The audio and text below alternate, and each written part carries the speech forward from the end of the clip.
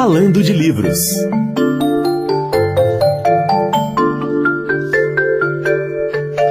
E agora eu tenho o prazer de conversar com Ana Paula Matias de Paiva. Ela tem graduação em Comunicação Social pela UERJ, tem mestrado em Comunicação pela UFMG e é professora do Centro Universitário de Belo Horizonte. Já coordenou cursos de comunicação, trabalha com assistência em edição artística no ateliê Vis-a-Vis, trabalhou, aliás, em Marseille, na França, e tem experiência na área de comunicação, artes gráficas e é autora do livro A Aventura do Livro Experimental, o livro editado pela Autêntica Editora e pela EDUSP. Ana Paula, bom dia, é um prazer falar com você aqui no Universo Literário. Bom dia, Rosalie, o prazer é todo meu de estar na UFMG Educativa. Então, conta pra gente como é que surgiu a ideia de você fazer esse livro tão bonito, tão completo, sobre a história do próprio livro, né? Como é que foi seu trabalho de pesquisa? Não deve ter sido fácil, porque ele tá tão lindo, tão rico. Pois é, eu acho que assim, na vida da gente, tudo começa um pouco por disciplina e muito por paixão. A motivação que está por trás é essa.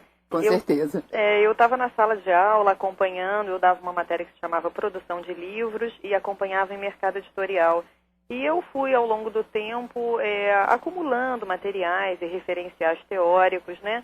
Pessoas que trabalhavam o livro, a edição, a estrutura, o suporte gráfico. E fui imaginando e notando que o mercado editorial no Brasil e no exterior está vivenciando agora um certo acerto de informação. Uhum. A percepção visual do livro tem mudado e quem está em bienais, quem está em livrarias, quem está circulando por sites, está notando que o que está chegando hoje em dia para a gente, né, essa unidade, esse pensamento do livro que reúne texto, contexto, imagem, né, harmonia visual, está evoluindo muito. E então eu queria falar um pouco, a princípio, sobre os métiers, os envolvidos na produção editorial, e queria reunir um pouquinho do que eu tinha feito em viagens culturais em lugares que são importantes para a gente pensar o livro, como o Museu Gutenberg, o Museu da Impressão de Lyon. E eu fui reunindo material para que isso não tivesse uma linguagem inacessível. Eu queria que a todo momento a gente estivesse falando do conceito do livro, desde sempre, desde a antiguidade, experimental sim, mas que a gente propiciasse um texto que também ia flanar, que também ia passear e que ia criar para a pessoa, para o leitor, né, para esse profissional ou estudante da área, um percurso muito agradável a partir de imagens e textos que se complementassem. Agora, é interessante você falar isso tudo, porque você começa a falar do livro, né? A gente pensa o livro, um objeto desses que a gente tem hoje muito facilmente nas mãos, né? Mas você começa muito antes de Gutenberg, que foi aquele cara que inventou a prensa, né? Que mudou um pouco, quer dizer, naquele tempo foi uma revolução. Eu acho que o que Gutenberg fez foi mais ou menos o que a internet fez hoje, né? Com acesso à informação. O Gutenberg, ele é fundamental para a democratização, né? Do saber e para a difusão do livro, tal como a gente começa a raciociná-lo hoje. E assim, eu comecei a ter uma felicidade muito grande ao longo da pesquisa desse livro, porque eu comecei a cair em vários outros referenciais teóricos que eu acho que são, assim, extremamente importantes para a gente pensar o que é essa categoria de livro experimental ou livro de artista, porque a gente pensa assim, hoje em dia tem algumas editoras que trabalham com esse livro, né, que faz um pouco de oposição a só o livro tradicional, que tem aquela forma muito rígida, excepcionalmente importante para a gente, porque primeiro a gente tem que ter uma organização para depois brincar de inventar, né? Claro. Mas assim, o livro performático, esse livro que tem essa condição que sai só do clichê ou de uma estrutura bazar linear, né? Ele é um livro que já existe, então, desde muito tempo. Eu vi que tem algumas tribos Batak que trabalham com livros que são como se fossem canudos feitos de bambu. A gente tem muita coisa feita realizadas em folhas as mais diversas. Temos tipologias, ornamentos e abecedários estonteantes celtas. Achamos, né, referenciais de uso de cores a partir de óxidos, né, e a descoberta das cores para a fabricação das iluminuras dos livros. Então, quando que se achou o azul, quando que se usava o púrpura, né? nas escolas, os primórdios assim do formato de livro nos pudilares, que eram as tabuletas de madeira. E a gente vai descobrindo, então, assim, então até o tempo de leitura muda quando a gente sai do volume, né, do livro que era um rolo, né? E aí a gente vai para o códex, onde a gente já pode ter uma pausa diferente. A nossa mão pode ir e vir já de uma maneira diferente. Porque muito antes do códex eram plaquinhas, couro de animais, né? Materiais os mais diversos. Barro, pedra.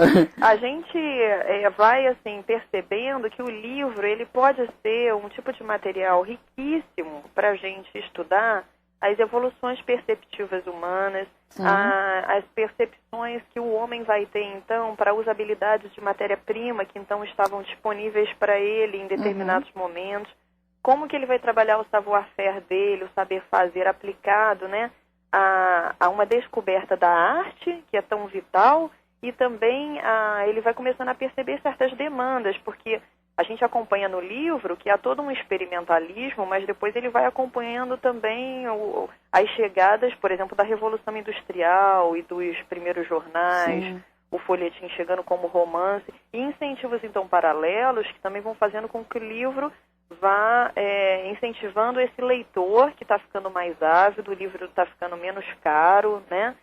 E assim, indo e voltando, a gente vai achando poesia visual em caligramas antigos e novos.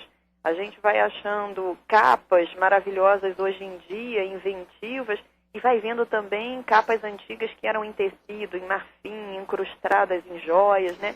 E tem coisas que são muito antigas e que a gente usa até hoje, que é o palimpsesto. Isso, a gente...